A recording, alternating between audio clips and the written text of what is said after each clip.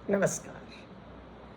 भारतीय वीरांगनाओं की कहानी रानी की ज़ुबानी में आप सभी का बहुत बहुत स्वागत है। आज हम उस चेहरे की बात करेंगे जिन्हें स्वतंत्रता की अपेक्षा थी और कुछ नहीं था, और उसके कारण ही उन्होंने स्वतंत्रता की आग में अपने को की आहुति दे दी। गुमनाम हो गई, परंतु ये हमारा कर्तव्य है कि उन्हें गुमनामी से उभारा जाए और उनके इस बलिदान का उल्लेख जन जन तक पहुंचाया जाए। आज की जीवन की कहानी की नायिका हैं 1906 में जन्मी शोभा रानी दत्त। उनके पिता श्री जितेंद्र नाथ एक प्रमुख कांग्रेसी तथा माता लावण्य प्रभा दत्त एक भी राजनीति में सक्रिय थी।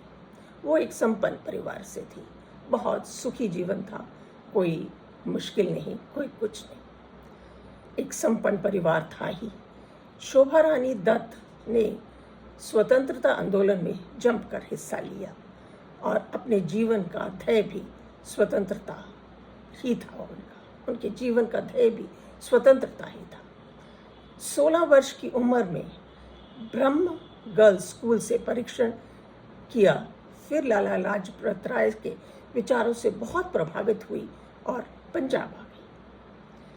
1930 में हरि कुमार चक्रवर्ती से उनका परिचय हुआ तो उनका झुकाव क्रांतिकारियों की ओर हो गया, क्योंकि उनकी माँ भी राजनीति में सक्रिय थी।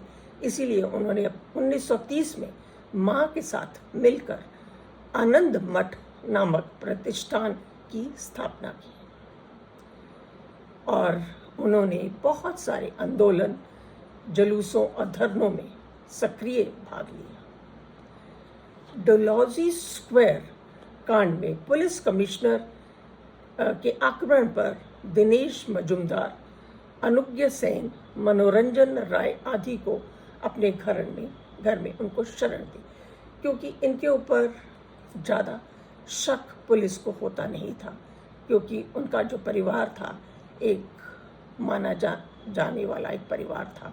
तो उन्होंने उनको लगा कि क्रांतिकारियों को अपने घर में शरण देने से उनकी रक्षा कर सकती है और उन्हें अपनी ही गाड़ी में सुरक्षित बुटूरिया गांव पहुंचाया।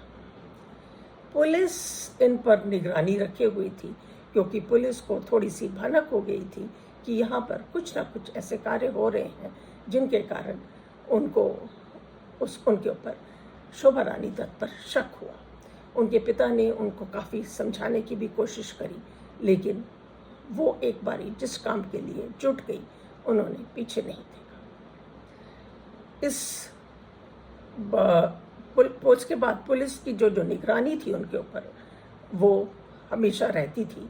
इसके बाद बम कांड सिलसिले में इन्हें गिरफ्तार कर लिया गया, परंतु कोई प्रमाण ना मिला तो पुलिस को इन्हें रिहा करना पड़ा। 8 मार्च 1934 में लिबांग कांड में उज्ज्वला मजुमदार को शरण दी, परंतु पुलिस ने छापा मारकर उन दोनों को गिरफ्तार कर लिया, क्योंकि पुलिस को तो पहले से ही उनके ऊपर शक था, लेकिन कोई प्रमाण नहीं था, इस वजह से उनको गिरफ्तार नहीं कर सकते थे।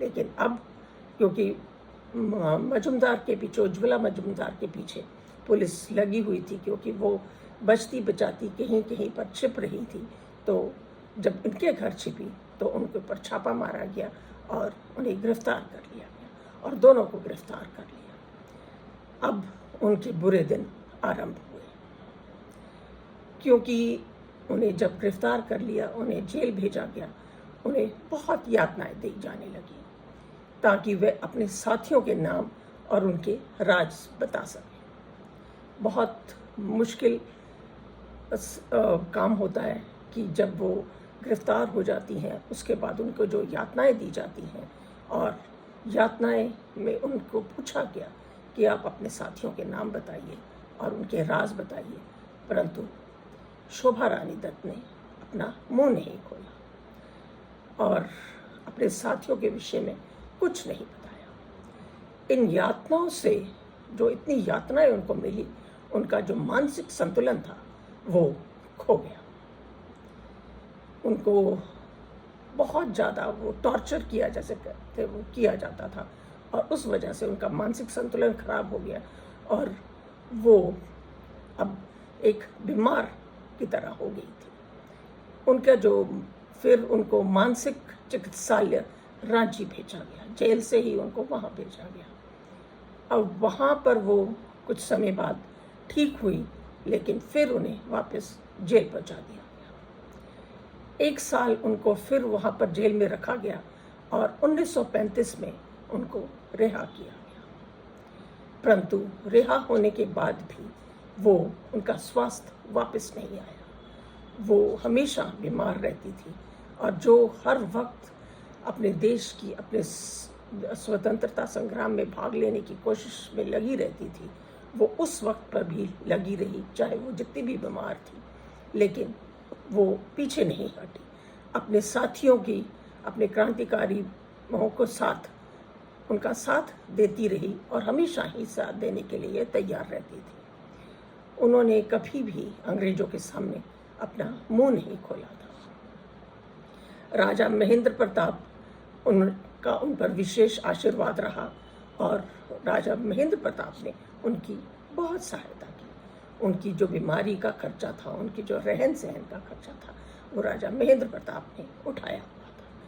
उनसे मिलने उनके साथी थे जो वो आते थे, जिनका उन्होंने कभी नाम नहीं लिया था अंग्रेज़ों के सामने, लेकिन वो साथी उनसे बहुत प्रेम करते थे और उनका हर वक्त उनका साथ देते थे और उनको जो सहायता चाहिए वो उनको मिलती रहती थी। एक 15 साल की लंबी बीमारी में के बाद वो अपने प्राणों को त्याग कर इस दुनिया को अलविदा कर चली गई। उनके जो दिल से जुड़े हुए साथी थे उनके साथ, उन्हें बहुत खेद हुआ, लेकिन कोई कुछ कर नहीं सकता था। और ऐसी वीरांगना जो हमारे देश में हुई हैं और फिर उसके बाद वो गुमनाम के अंधेरे में कहीं छिप गई हैं, उनको उभार कर, उनका बारे में जानकर हम सबको इसकी जानकारी देनी हमारा एक कर्तव्य है। दुख होता है मुझे जब मैं ऐसी वीरांगनाओं को पढ़ती हूँ, उनके बारे में जानती हूँ, लेकिन इतिहास में उनका कोई अस्तित्व नहीं है, उनको कभी कोई उनका उल्लेख नहीं है और उनको बारे में कोई कुछ नहीं जानता। ऐसी ही महिला वीरांगना को आगे लाकर गुमनामी से उनको बाहर निकालना ही मेरा सबसे बड़ा एक कार्य है जो मैं आप लोगों के समक्ष कर रही हूँ। ऐसी वीरांगना को हम शत शत नमन करते हैं और अगली श्रृंखला में एक और ऐसी ही गुमनाम वीरांगना के साथ आप लोगों के समक्ष फिर प्रस्तुत होंगी। तब तक के लिए धन्यवाद, नमस्कार।